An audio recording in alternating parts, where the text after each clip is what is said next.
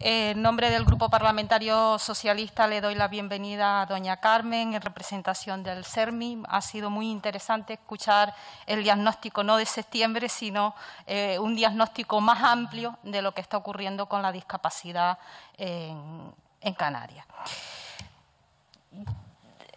Cada vez que nos sentamos aquí hablamos de colectivos vulnerables, pero yo creo que sin duda esta pandemia nos ha afectado al conjunto de la ciudadanía.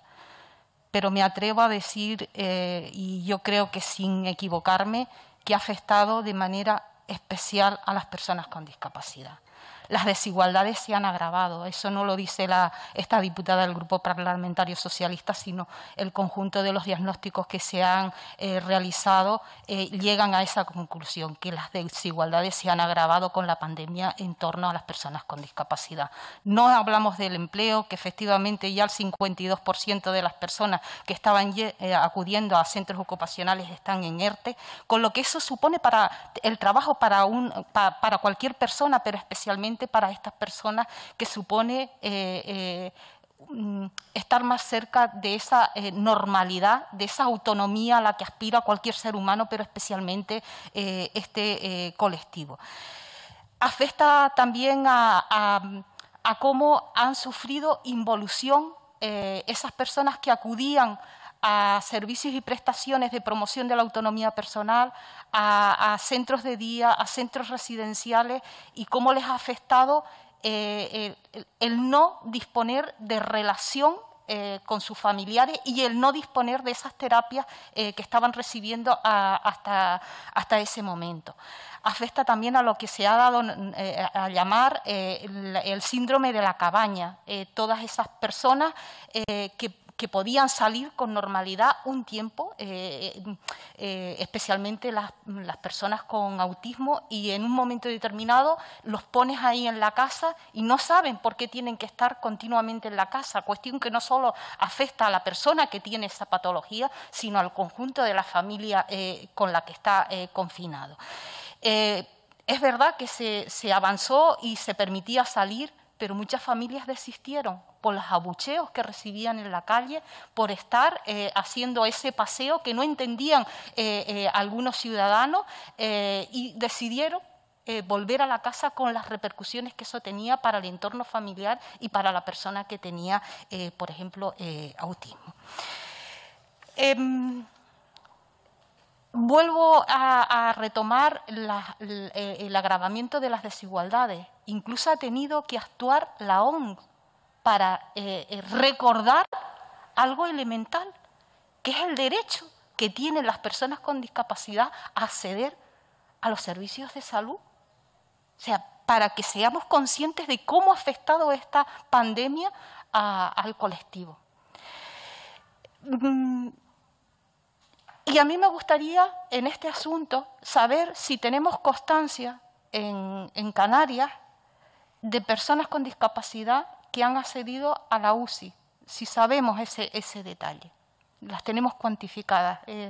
Para el Grupo Parlamentario Socialista es importante ese dato.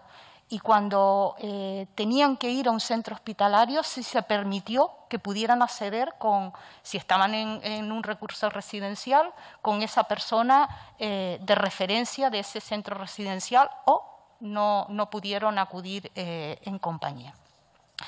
Usted, doña Carmen, planteaba dos cuestiones, que no legislemos para todos igual.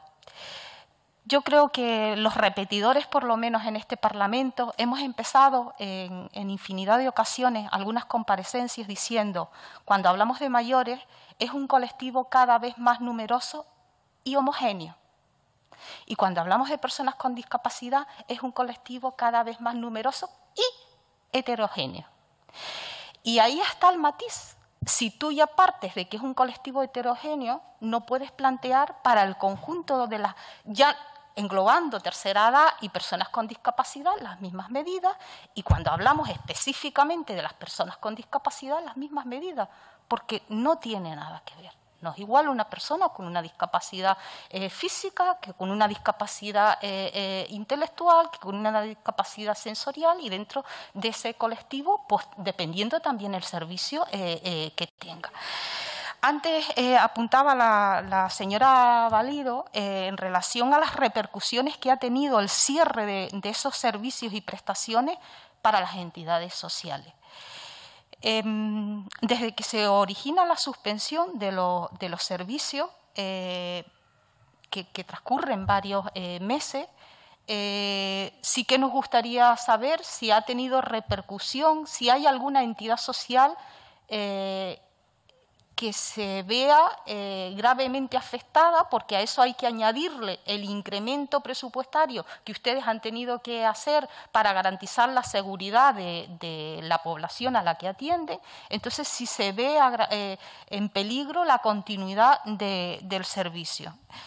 Y también nos gustaría saber si existiera lo que antes estábamos planteando, una segunda oleada, que la previsión era que fuera a partir del 15 de octubre, nos encontramos ya no con la segunda oleada, sino en este caso sería la tercera oleada, que suponga una vez más la suspensión ya no solo de centros de día, sino de otros servicios, si tienen previsto, si el conjunto de las entidades sociales está en disposición de prestar servicios de manera telemática. A mí me consta que hay entidades que sí han hecho un esfuerzo económico para tener esos servicios telemáticos. ¿Por qué?